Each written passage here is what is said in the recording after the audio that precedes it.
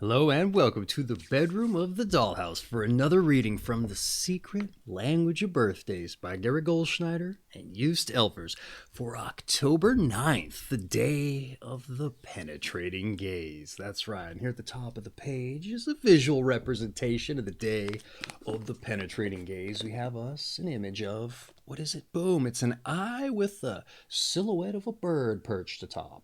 Or perhaps it's an eye with a bird-shaped eyebrow. Who's to say? It could be either one, though more probably the former. In any event, not altogether important. What is important is it's October 9th and it's somebody's birthday today. That's right. And so if it's your birthday today and it's October 9th, I just want to say happy birthday, all right? And if this finds you late, well, a couple weeks, months, maybe, days, whatever. Hey, I hope you had a happy birthday. That's right. But for everyone else who just joined us randomly, or more ideally, to celebrate themselves, well, I just want to say hello and welcome. And I hope you enjoy yourself. Now, before we dive in with the birthday redirect, I like to roll dice around these here parts. That's right. This is the DykASSt ASStro birthday broadcast, so we need to live up to the namesake by rolling some dice. Now, but we do so more importantly for synchronicity's sake. And you know what? We just rolled us some doubles again. I think we rolled this yesterday too. A 4 and 4 for an 8. How about that? Straight to jail again. Oh Lord. So what is synchronicity? Some of you might be wondering. Well, it's just you getting out in the world and letting the universe show you it's with you on your path. And you do that by keeping an eye out for these numbers. Now, you don't necessarily have to go with the numbers I just rolled you. Maybe you don't want to go to jail if you like. But the intention is there. And you know what? It's probably preferable you take your own dice anyhow. All right. You want to subscribe directional values to number sets so you know where you're going. And you want to roll numbers to find out how long to go down those directions. But the intention's there for you, for your 4 and your 4 for an 8. But let's just use that as an example for how you're going to make this work. You get out there in the world, I don't know, maybe the town square, and you roll you a direction and a time limit. And you head out in that direction, right? Keeping your eye out for these numbers are the ones you roll. And once you reach the end of that time limit, maybe you haven't seen your numbers yet. Well, maybe compose yourself and just take some time and look for anything that just stands out. Maybe somebody's carrying a red shopping bag in a area rather otherwise just devoid of people with shopping bags, or everybody else is carrying something else in their hands that's just really doesn't stand out. You get the point. In any event, maybe roll some dice and figure out how long to follow them for. And maybe you find that when you follow them for that predetermined, time limit, you find yourself in front of, I don't know, the likes of an aviary or maybe a barber shop that focuses on shortening your eyebrows or making them look bird-shaped. I know that doesn't make any sense, but those are the kinds of things that synchronicity might line up for you. Or maybe you just see eyeballs on all sorts of little things, painted or otherwise. They can take on a theme as well, but you just got to be eagle-eyed, if you like, for the minutia of things. And that's a good practice in and of itself. Attention to detail, right? So hopefully you get out there and you see the magic happening and you feel it too. Either way, at least you're getting your steps in. There you go, a little bit of a exercise opportunity. But I think you get the point of what synchronicity is. So let's get on with the birthday read. Your month is October, your day is the 9th, your sign is 14 to 17 degrees Libra, of the Libra II period specifically, and your quality and element is a cardinal air. All right, October 9th, the day of the penetrating gaze. Those born on October 9 have the ability to see into the lives and events of those around them with an accurate, critical eye. And yet they are primarily heart rather than head people, with an appreciation of human qualities that is very great. They themselves can be extremely attractive, exerting a strong magnetism those they meet, and their intuition above others is often right on. But they may have a big blind spot when it comes to themselves, particularly when thrown off their balance in an emotional encounter. In a sense, everything is open to an October 9 person's view, so astute is their assessment of life around them.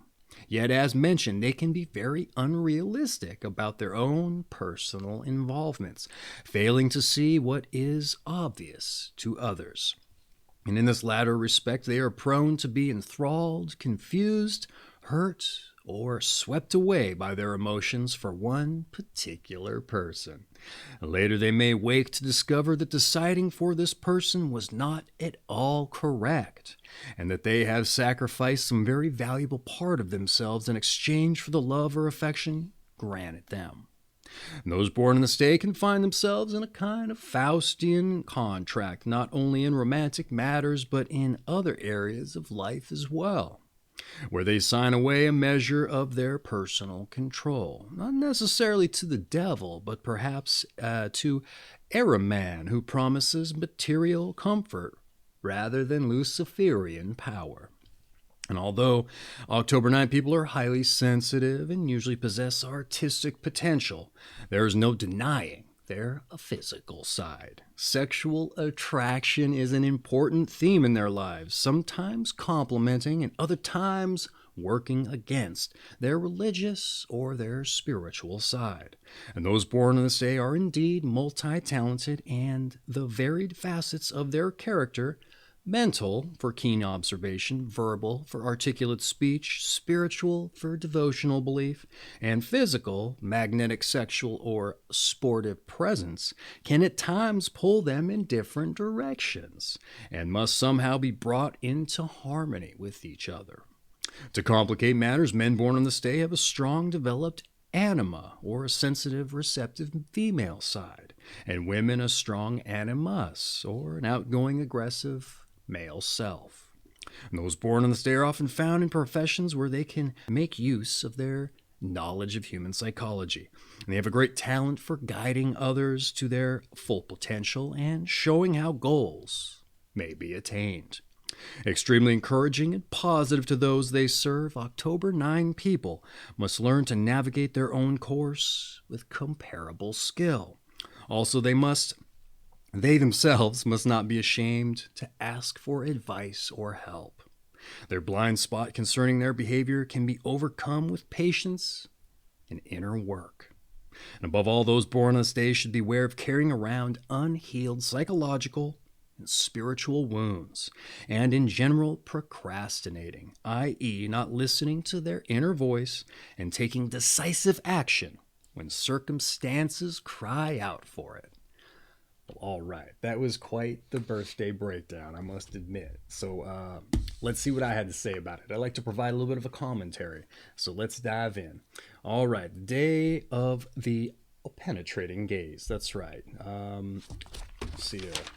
I gotta turn to the right page here. Here we go. The ability to see into the lives and the events with a critical eye, yet, however, are primarily heart rather than head. The critical eye being associated with the head, I'm assuming, based on the use of the word yet. The reading claims that you can be extremely attractive, magnetic to those you meet, and have an accurate intuition of others, but a blind spot for yourself. When it comes to romantic encounters, anyhow, this one threw me for a moment, even when they further explored it. I figured I had a blind spot too, at least regarding this. It just took a few sentences more for them to explain, and I'm glad they did, as this is a very interesting dynamic to explore, let alone it being a focus of something you're particularly susceptible. As it's a very real and ironic reality that I tend to see, that we tend to see, even though we're rational creatures, right? Or if we see the pragmatic side of things, relationships or otherwise, until it directly concerns us, right? At which point the heart-the-head dynamic that they mentioned, it kind of pops up and takes over, and it really muddies the waters for us, right? At least it does for me sometimes, all right? And I can't universally speak for others, but yeah, try to take the emotion out of things sometimes. Maybe put the heart on the shelf and assess where you are. Good practice, albeit hard, I would argue. But you don't want to be wasting your time or enter into that Faustian bargain, although they mentioned Ahriman. I had to look that up, and it's a huge topic, so I'm not going to try to explain any of that, nor did I really understand much of it. But all of that aside, because it's quite the further deep dive, the reading claims sexual attraction is an important theme in your life, for better or for worse, right?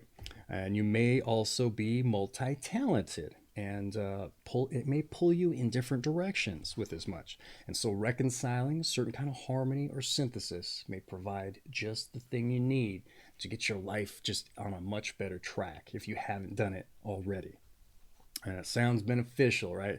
And I would argue that it is beneficial. And when you're able to pull all those things that you enjoy together and make it serve a certain purpose, you're just going to get that much more enjoyment out of life there, I would argue.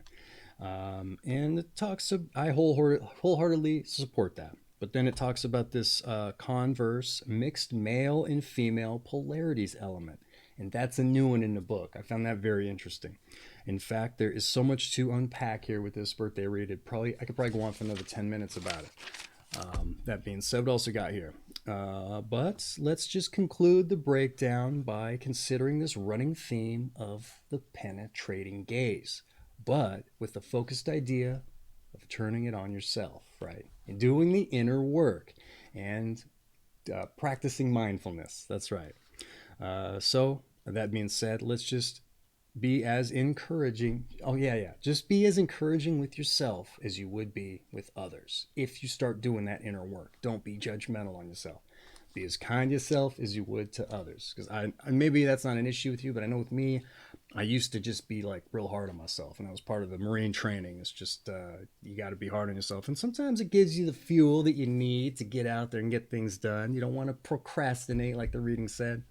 But a lot of times it doesn't serve you. So in any event, that was the point I was trying to make, even though I didn't get it right down in the notes very well. But hey, let's move on to your numbers and your planets. Try to salvage my muddy in the waters with my notes there. Those born on the 9th of the month are ruled by the number 9 and the planet Mars. The number 9 is powerful in its influence on other numbers, as any number added to 9 yields that number, e.g. 5 plus 9 equals 14, and 1 plus 4 equals 5.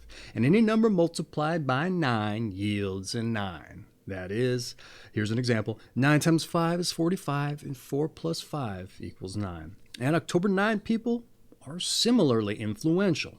The planet Mars is forceful and aggressive, embodying male energy. But for October 9 people who are ruled by Venus, which is the Libra's ruler, there is also a dynamic female nature present.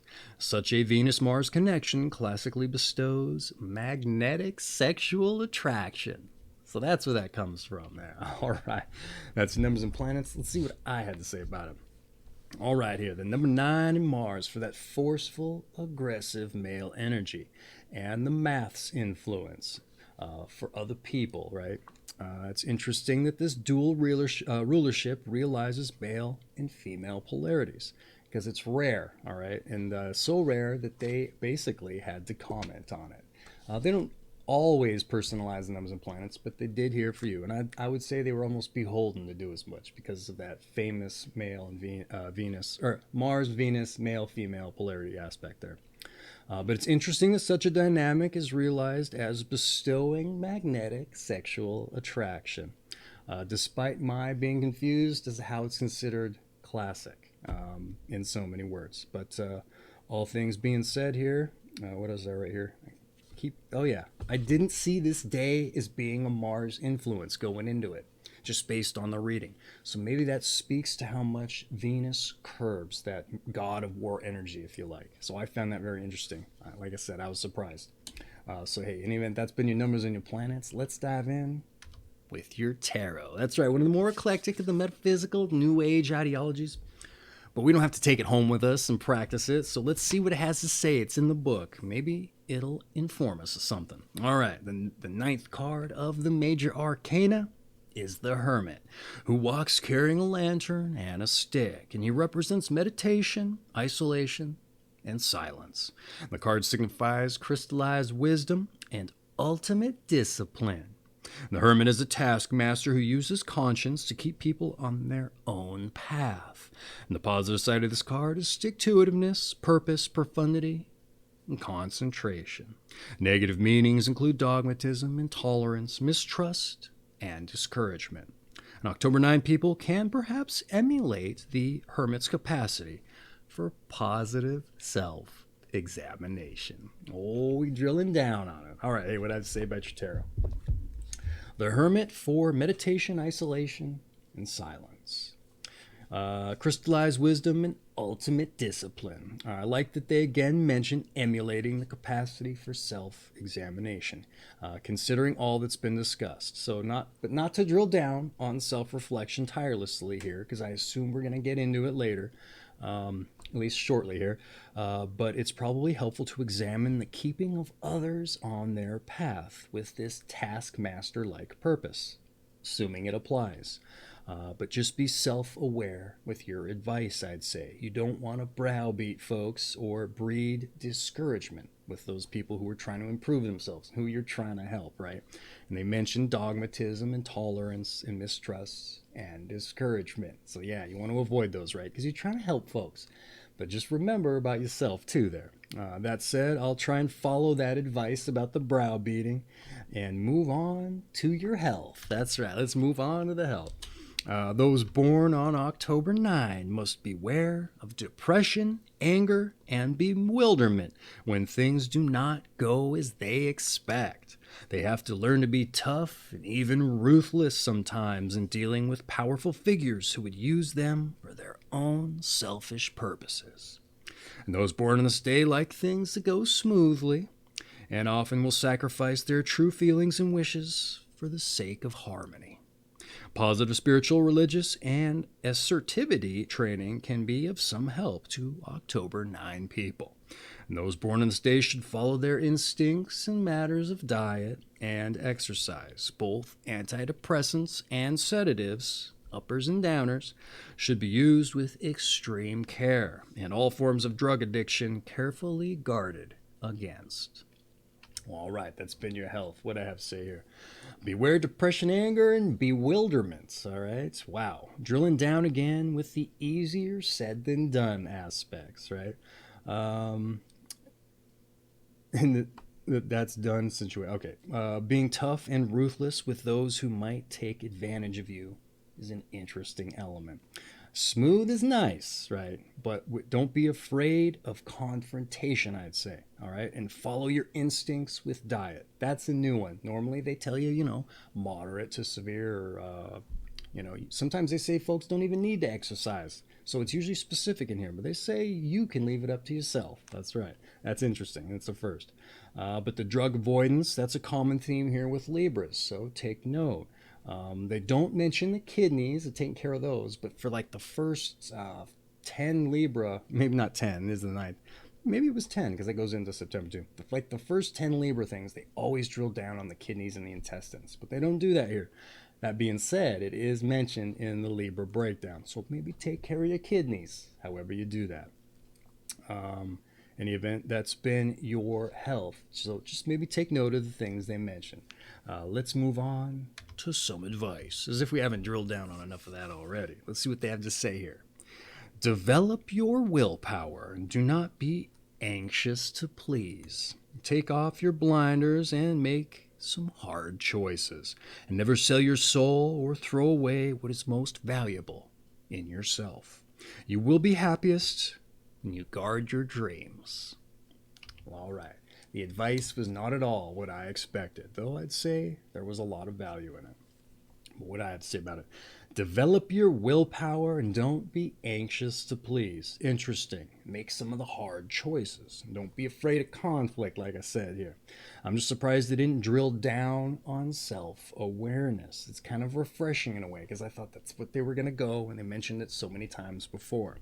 That being said, I kind of suppose maybe they did mention it in a roundabout way, all right? They do advance a certain kind of mindfulness, as you can't really realize the advice without being mindful. That's right, without doing a little self-reflection. So, but hey, they did it in a roundabout way, and they said more, and they were specific in doing as much. And in doing so, I'd say that's how you do it. If you're going to do the same advice over and over again, find a way of maybe being obsequious with it or hiding it within something that requires you to be the thing that you don't want to talk about or be repetitive with. So I liked this advice. That's right. And I don't think they've done that necessarily and so many different other reads. That being said, that's been your advice. So let's take the energy down here and move on to your meditation. All right, your meditation. I saw a boat slowly cutting its way through a frozen river, and at the same moment a friend said, "Love breaks the ice." That was a mouthful, almost a little story there. Let's do it again here. I saw a boat slowly cutting its way through a frozen river, and at the same moment a friend said, "Love breaks the ice." All right, that's your meditation. I'm not going to try to throw some spin on it. That's for you to consider. But I will add one thing. When I read this and in my mind, I was on the boat, right? And the friend was telling me through the thing in the boat. Now, the second time I read it, I realized they were on the shoreline watching the boat.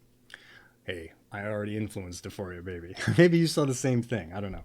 Anyway, that's been your meditation. I won't throw any more of a read on it for you. So let's dive in with your strengths and your weaknesses. All right. Your strengths, you're multi-talented.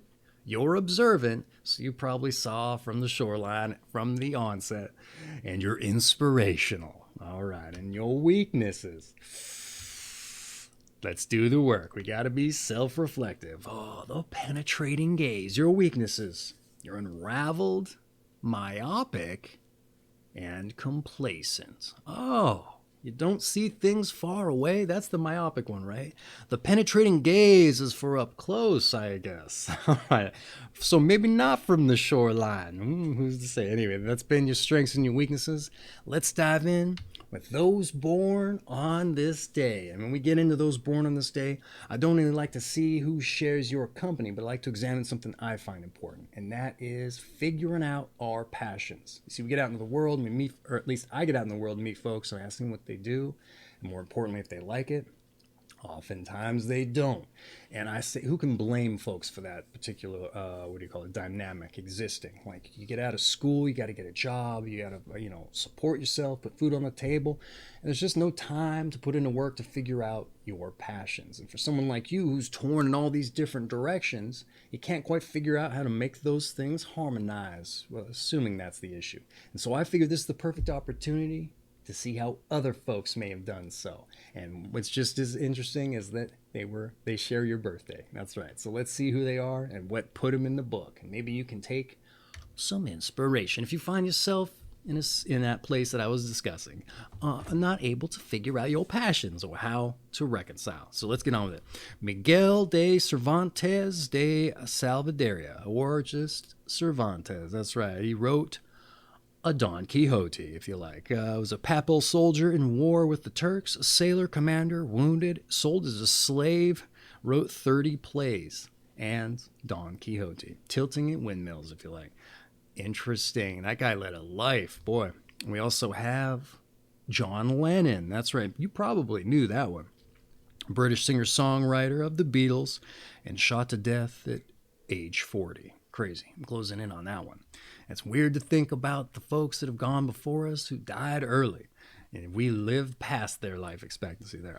Not expectancy. How long they lived, rather. In any event, moving on, we have Camille Saint-Saëns, a French composer and a pianist. Youssef Lateef, jazz tenor saxophonist, multi-reedist, and a composer. We also have Abdullah Ibrahim, the Dollar Brand, it says, South African jazz pianist and a composer. Jackson Browne, the singer-songwriter. Jacques Tati, French film actor, mime, and director of Monsieur Hubolt's Holiday. A lot of singers, huh? Steve Ovett, a British Olympic gold medal winning 800-meter runner. Amy Semple McPherson, evangelist, healer, missionary, Angelus Temple, it says, or Angelus Temple, perhaps. We also have Alfred Dreyfus, a controversial French Jewish officer stripped of rank for alleged treason. We also have Charles X, or Charles X, the last French bourbon king. We have John Entwistle, a British rock musician for another singer of The Who, or musician rather. E. Howard Hunt, a Watergate conspirator. We also have Irmgard Siegfried, perhaps, Austrian soprano. I lost my place here. Jill Conway, historian, writer. William Edward Bach, a Dutch-American ladies' home journal editor-in-chief and a Pulitzer Prize-winning autobiographer. We also have of the Americanization of Edward Bach. We also have Harold R. Perry, a Roman Catholic prelate. Karl Flesch, a Hungarian-born violin pedagogue. Ala G. Masevich, a Georgian astrophysicist, 141 papers on stellar evolution. And we also have Sean Lennon, John and Yoko's son. Wow, I didn't know they were born on the same day. How about that? An event that has been those born on this day. And boy, they ran the gamut of talented people. So they weren't wrong in talking about being multi-talented. All right, how about that? So even like I said, that's been those born on this day, which basically rounds out your birthday read, except to say your season is fall, your sign once again is Libra, of the Libra II period specifically. And your quality and element is Cardinal air. And this has been The Secret Language of Birthdays by Gary Goldschneider and Joost Elfers for October 9th, the day of the penetrating gaze. I have an affiliate link for this book down in the description if you're interested in picking up your own copy and diving in further. There is a wealth of information in this book and every birthday of the year. That being said, this makes a great icebreaker. I know they mentioned icebreaking in here. If you have company over and you want to get the party started with some light or introspective conversation, it's going to get the job done, that's for sure. But that's not what's important here. What's important is it's someone's birthday today. That's right. So I just want to once again wish you a happy birthday. And for everyone else who joined us to celebrate, I just want to say I hope you enjoyed yourself and you join us for your birthday reading. All right. Go take care of yourself. So once again, happy birthday. And lest we forget, your daily numbers. That's right. Get out there and let the universe show you it's with you on your path. And I said use your instinct for exercise. Maybe that's your instinct to go get your steps in and find your daily numbers. All right. Happy birthday.